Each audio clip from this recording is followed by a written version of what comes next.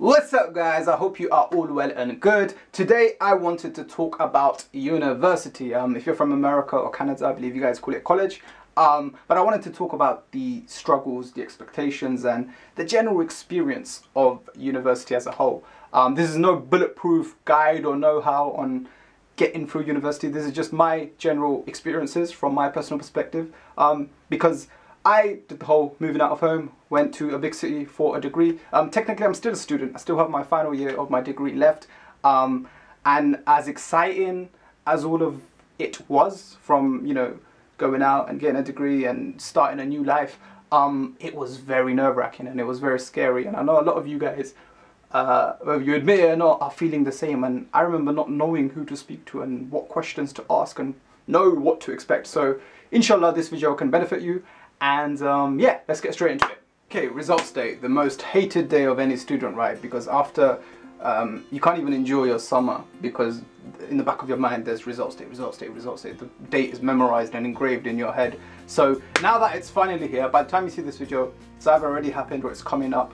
Don't worry, first of all, don't worry. You've done all your, you've worked your hardest, inshallah. So now you find out when you walk into your college or your sixth form or the office center or wherever you get that envelope from. Well, it's not even an envelope now, isn't it? Because, well, we got like a piece of paper because budget cuts, blood. Obviously, you need a certain amount of points to get into whichever university you are intending to go to. If you've got the grades you require, alhamdulillah, well done, congratulations. Pop that halal bottle of champagne or do whatever you need to do, eat a samosa. If you haven't got the grades that you require for your first option, first and foremost, do not worry. It's not the end of the world, I promise you, and so many people are in the same position as you. But what you must do is not panic, okay? Because panicking is going to waste time, and time is the most crucial, vital thing for you right now, because what you need to do is go through clearing. Clearing is the process which allows you to go into a university that wasn't your initial preference, but the grades that you have got allow you to go into that university. Do a little Google search, check with your college, and know how to know what to, so be prepared to, if you fall in that bracket, you know exactly what to do. But you're gonna have to be on the phone ASAP on that day, because there are gonna be a lot of people that didn't get the grades that they initially expected, so they're gonna have to go through those lines. But the people that are panicked and worried and crying, that's gonna waste time. So fuel all of that energy into clearing and grab that spot, and then, you know, alhamdulillah, everything will fall into place from there. If you do have to go through clearing, don't worry. Again, I think a lot of people's, it's like a stigmatized thing. It's like, oh my god, I'm not gonna go into my first or second preference of university. I'm gonna have to go through clearing. I'm gonna end up somewhere like really bad or somewhere that I don't enjoy, and I'm gonna hate the next 3-4 years of my life. Not true, not true. I know so many people that have done the whole clearing thing and they ended up having the most amazing time of their life, and they actually preferred going where they ended up. So life has a way of falling into place. Don't worry about that. If for your university you are moving out of home like I did, you're gonna have to get accommodation sorted. Now, if you're Asian or Muslim and you're doing the whole living at your aunties or your uncles, then cool, that's sorted. You know, make sure you check up with them and you got your like space and whatever required. If you're not doing that, you're probably gonna live in student halls. Now, you should have already, again, done your research, but knowing Asians, you're always late. So if you're doing this research now, bad you, but it's cool, I'm here in it. Let me give y'all some tips in deciphering what student halls to pick. 9 out of 10 times, if not all times, the university should have a section on their website which has accommodation or halls.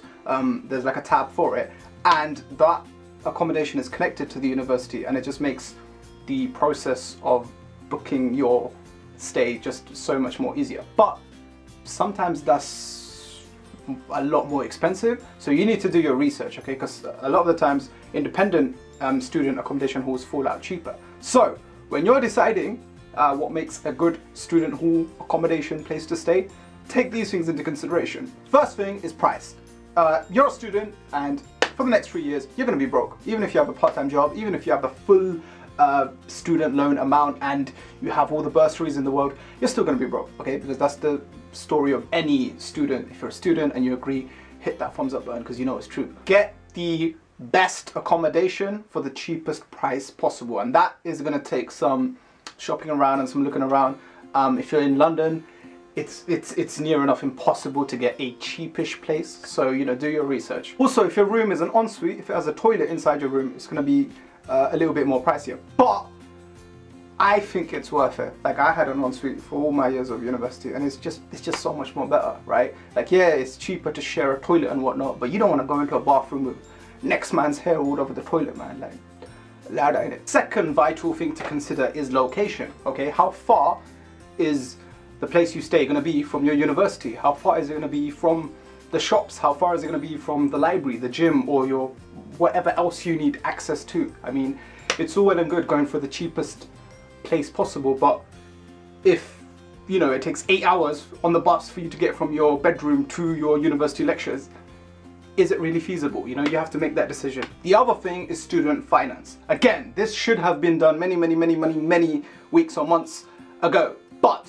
if you still haven't done it, please get that sorted, like, as soon as possible. Literally, like, don't even watch the rest of this video, because that is so much more important. Get your student finance application sorted, because I believe it takes somewhere between 4 to 6 weeks for that to even process. If you have already done that and you're on top of things with everything student finance related, well done, big up to you, pat yourself on the back. But I might as well talk about, like, financial management, because for a lot of people this will be the first time where they pay all the bills, they pay their rent, they have to get all the shopping done, they have to choose whether they want or need something.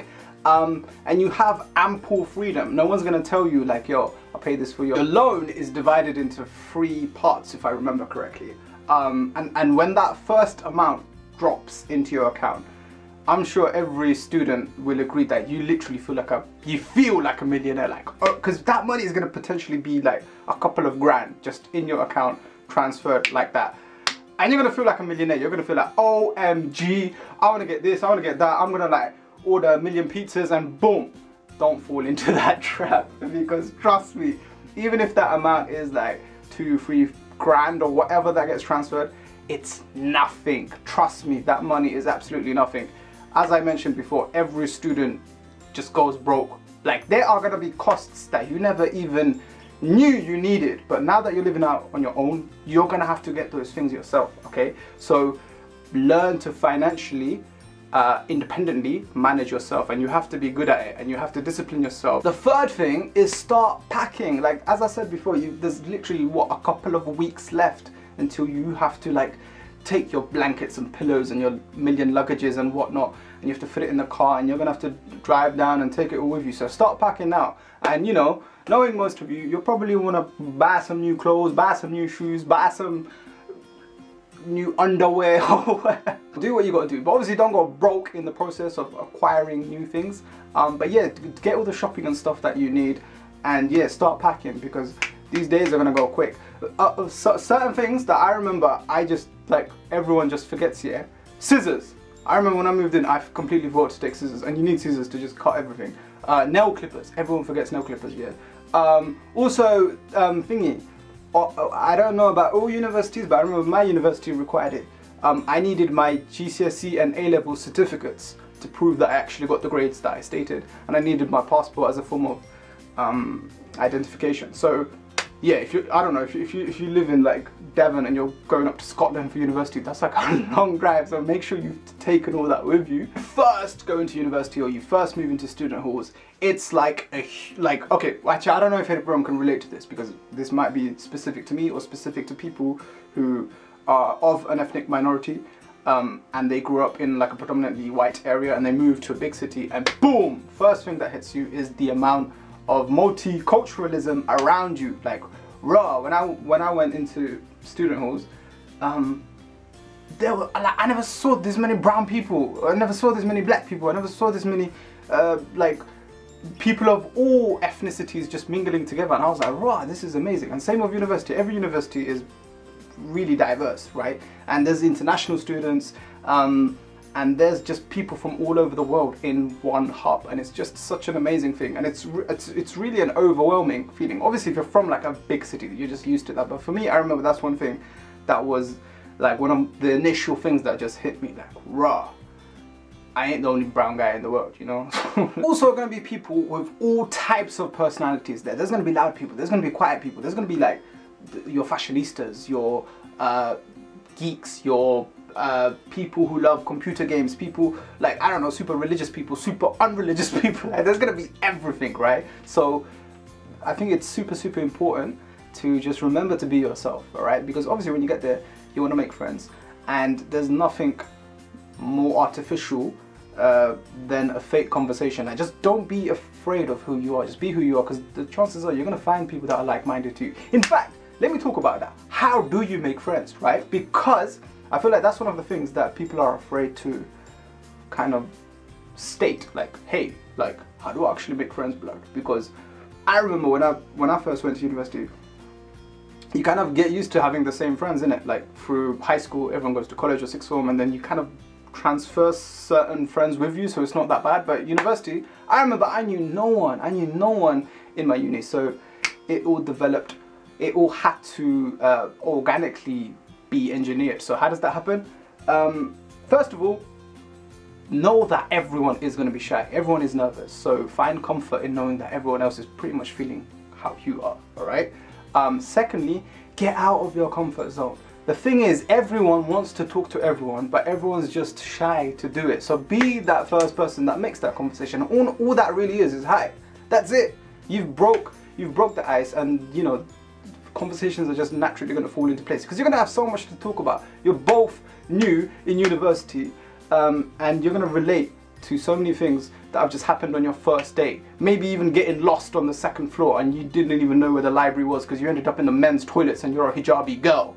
I would also recommend joining lots and lots of societies. If you don't know what a society is, don't worry. I know a lot of people are going to be like, oh my days, I've never heard of a society. What the heck is a society? I've never heard of this. I'm going to fail my degree. No, you're not. Don't worry. A society is basically... Okay, maybe you will fail your degree. No, I'm joking. Basically, a society is a bunch of students organizing events and activities for people like-minded to each other. So, for example, there might be the chess society, there might be the Islamic society, there might be the Bangladeshi society, the Pakistani society, the Indian society, the football society. So whatever hobbies and interests you have, there's going to be like one day that is just dedicated to joining all these societies. And what it basically means is either giving your email address or giving your contact number, and yeah, you get a bunch of freebies and pens and whatnot. Gosh, you will get like 1 million pens, and then they'll all go missing like throughout first term. But maybe that conversation is a little premature for now. But yeah, join as many as possible. Admittedly, like, I'm gonna be real with you, you're probably not gonna go to 9 out of 10 of the events, but that one event that you do go to, or the people that you meet or at the desks of those events that you sign up to, they're gonna be your friends. Trust me. Like, now this is the serious, toxic, controversial, not controversial, like the religious emphasized part of the video, okay?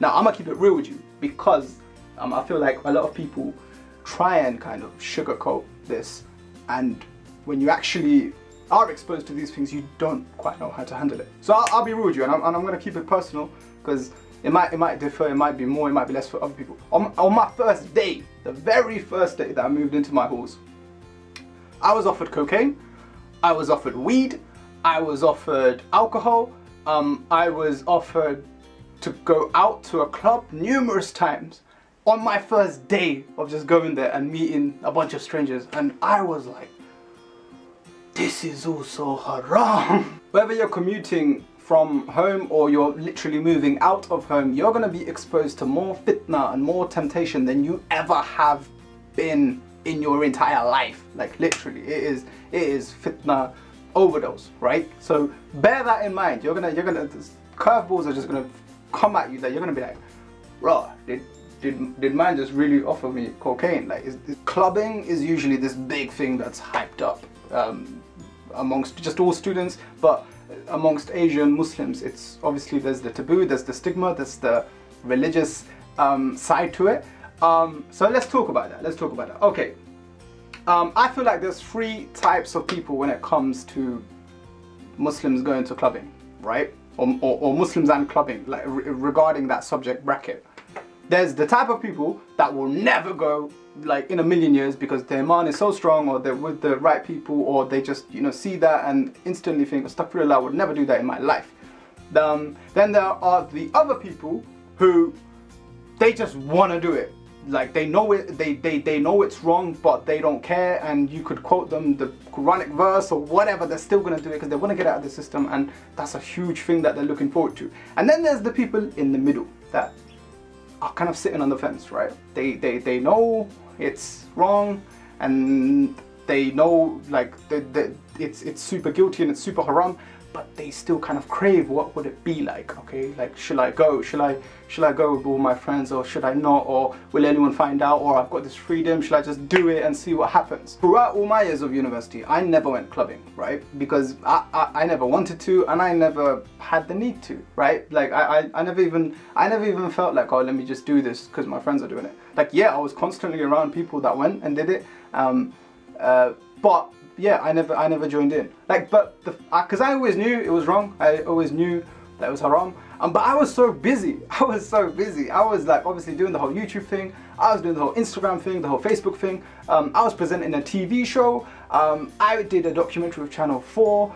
I was at events and functions and just trying to, you know, put all my energy into my passion, right? So I was busy, like that's the thing. I was so busy that I didn't care about clubbing. There was no craving whatsoever to be involved in that world. Like, it was just totally not my scene. Like it's just not. I just don't like that environment in it.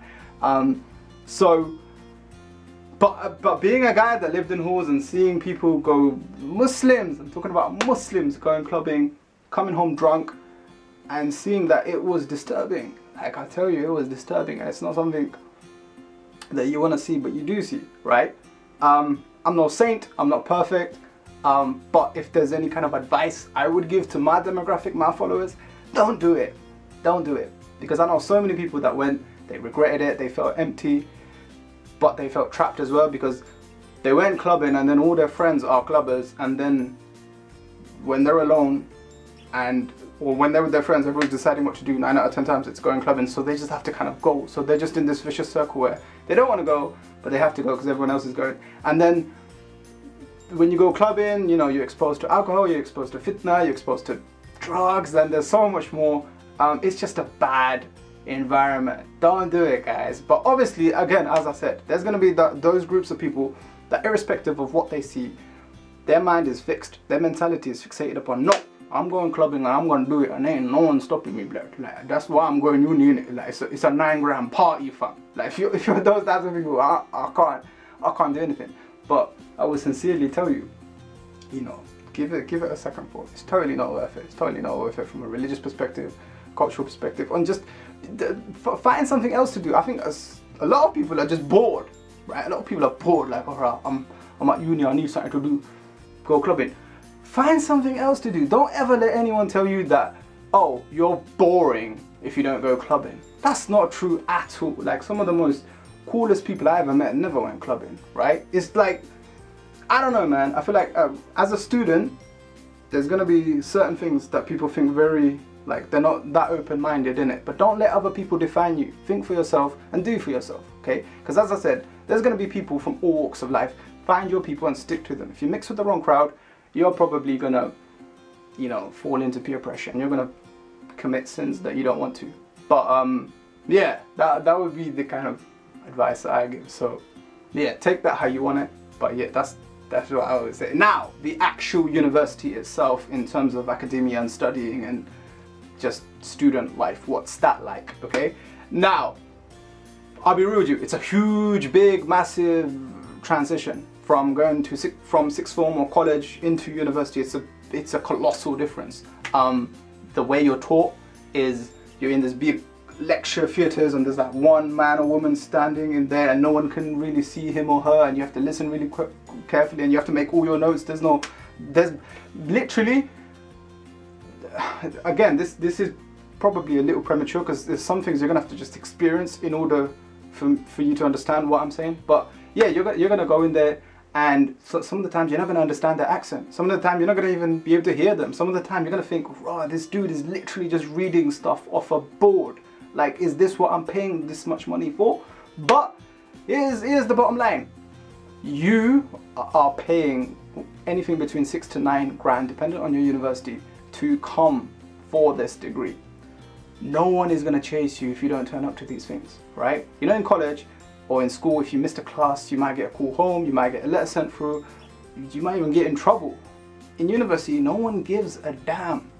Like literally, if I had to portray this through a percentage, I'd say 95% of everything is down to you. 5% is the lecture. You're gonna have to immerse yourself into the world of referencing. Now, if you don't know what that is, referencing is basically the citation of every piece of research you've done in an assignment or an essay or your dissertation. And I'm not talking about the college referencing that you did, that you copied and pasted a Google link. No, this is like, there's like a whole technique and methodology behind how you do this. And obviously they'll teach you, but yeah, it's vital that you have to do it. Or else you could literally like lose marks for not sourcing where your work came from. You're going to have a certain set of modules that are attributed towards your degree, your first year of your degree, and you're going to have to, some modules you're going to like, some modules you're going to hate, but above all else you're just going to have to do them all, because there's no like, you know, you're just going to have to soldier through them all, because you can't just be like, yo sir, I don't like this thing, can I change it for like GCSE English, or like, it doesn't work like that. Whatever you get given, you have to do. Yes, there'll be optional modules, but the core ones, you're just gonna have to do them. And sometimes you're gonna want to take your hair out. You're not gonna understand things. You're gonna think you're the only student in the world that's going through this, and you're gonna fail your degree. But believe me, as hard as it is to believe, all of those things are natural, normal thoughts of any student. So don't stress too much, okay? Other than all of that, guys, remember to just have fun, okay? Because this is going to be the next 3 or 4 years of your life, okay? So learn to grow, learn to be independent, learn to meet new people, and learn to just